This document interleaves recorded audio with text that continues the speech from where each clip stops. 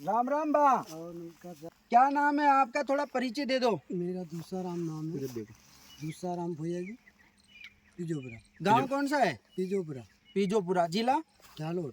जालोर जिला है। किसान बता रहा है दूसाराम जी देवासी इनका नाम है और पीजोपुरा गांव के रहने वाले हैं, जो कि जालोर जिले के निवासी है। इन्होंने फार्म पॉन्ड का निर्माण करवाया है। इन्हीं की जुबानी हम पूछते हैं कि कब इन्होंने आवेदन किया था, कब इनका नंबर आया और कितने दिनों में इन्होंने निर्माण कराया, कितना इनके यहाँ पर खर्चा आया है और इसके बाद में इनको कितना अनुदान मिलने वाला है। तो बा, आपने इसके लिए कृषि विभाग में आवेदन कब किया था? ये सर 5 उसमें फाइल जमा कराई थी। पिछले साल किसान बता रहे हैं कि 2023-24 के अंदर इन्होंने फाइल ऑनलाइन करवाई थी। इसके बाद में आपका नंबर आने में कितना समय लग गया? अच्छा, 2-3 महीना पहले अभी 2-3 महीने पहले बता रहे हैं कि कृषि पर्यवेक्षक महोदय ने इनको बताया कि आपके फार्म पॉन्ड का नंबर आ गया, आप फार्म पॉन्ड का निर्माण कर लो। तो इन्होंने कार्रवाई शुरू कर दी।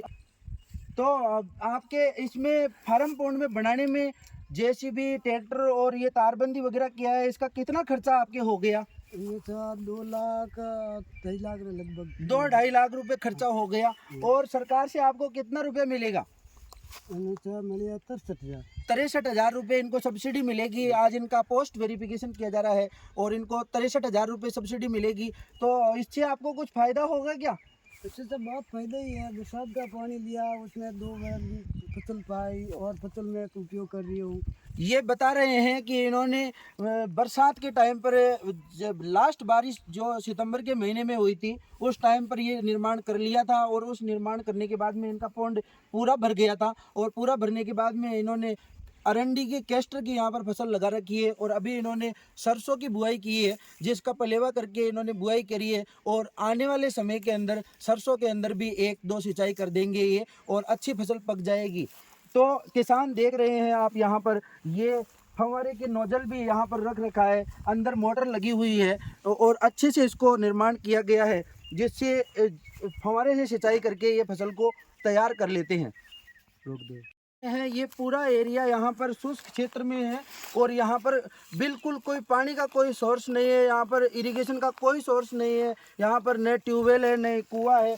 यहाँ पर ये जो फार्म पॉन्ड आप देख रहे हैं, ये अभी 2 महीने पहले बनाया हुआ है और बरसात की जो अंतिम बारिश हुई थी सितंबर में, उस सितंबर की बारिश से इस फार्म पॉन्ड को पूरा भर दिया था। किसान ने यहाँ पर सरसों और अरंडी की फसल लगा रखी है, जो अरंडी में इन्होंने 2 बार सिंचाई करी है और 1 बार सिंचाई करके इन्होंने सरसों की फसल लगा दी है और अभी इस पॉन्ड में और पानी शेष रहा है, जिससे ये किसान सरसों के अंदर 1 या 2 पानी पिला करके अपनी सरसों की फसल को पका लेंगे। तो आपको भी मैं यही सलाह देता हूँ कि इस तरीके से आप अपने खेत में फार्म पॉन्ड का निर्माण करके और बरसात के पानी को इकट्ठा करें, जिससे आपके शुष्क भूमि के अंदर आप रबी सीजन के अंदर कोई भी दलहनी या तिलहनी फसल को लेकर के और आप अपने जीवन स्तर में सुधार कर सकते हैं और रबी सीजन के अंदर कोई भी एक छोटे क्षेत्र के अंदर बुआई करके और आप प्राप्त करते हैं। किसान भाइयों, आज मैं आपको राजस्थान सरकार द्वारा कृषि विभाग में चलाई जा रही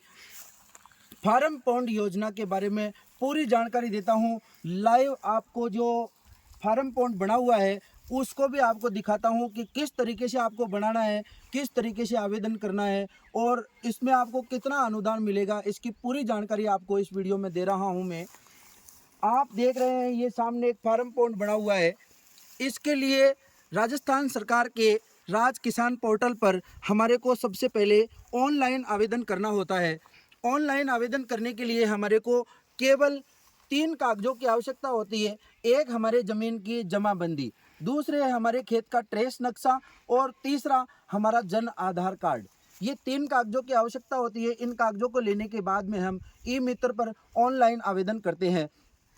आवेदन करने के भी 2 प्रोसेस हैं। अगर हम इसमें कच्चा फार्म पॉन्ड बनाना चाहते हैं या फिर हम प्लास्टिक लाइनिंग का फार्म पॉन्ड बनाना चाहते हैं, अगर हमारे यहाँ पर चिकनी मिट्टी है या फिर हम थोड़ा खर्चा कम करना चाहते हैं, तो उसमें हम कच्चा फार्म पॉन्ड बनाते हैं, जिसमें 300 माइक्रोन का प्लास्टिक शीट लगाते हैं।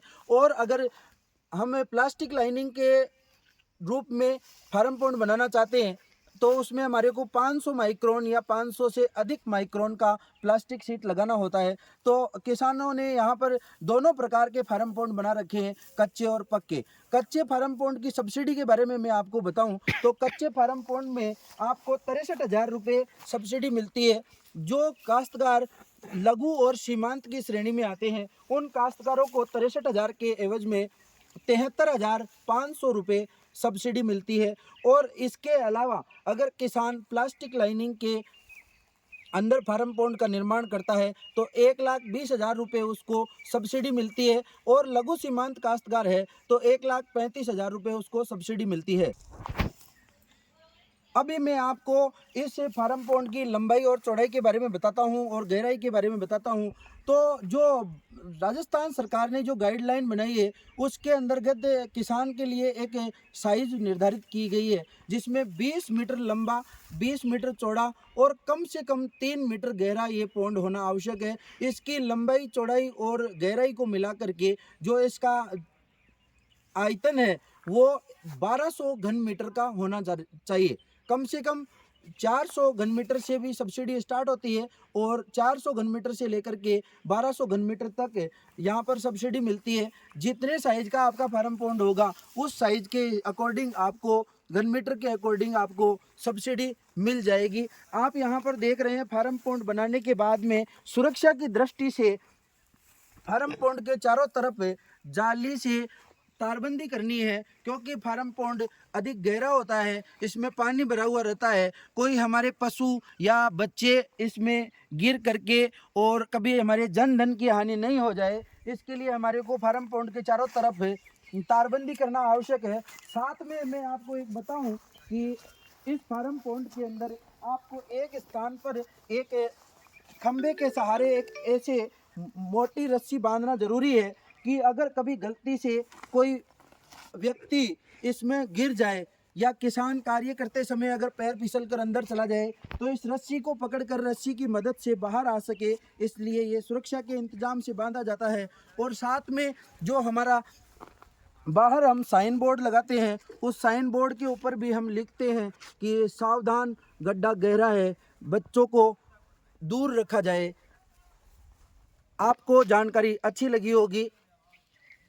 आपको और किस विषय पर वीडियो चाहिए उसके लिए आप हमें कमेंट कर सकते हैं।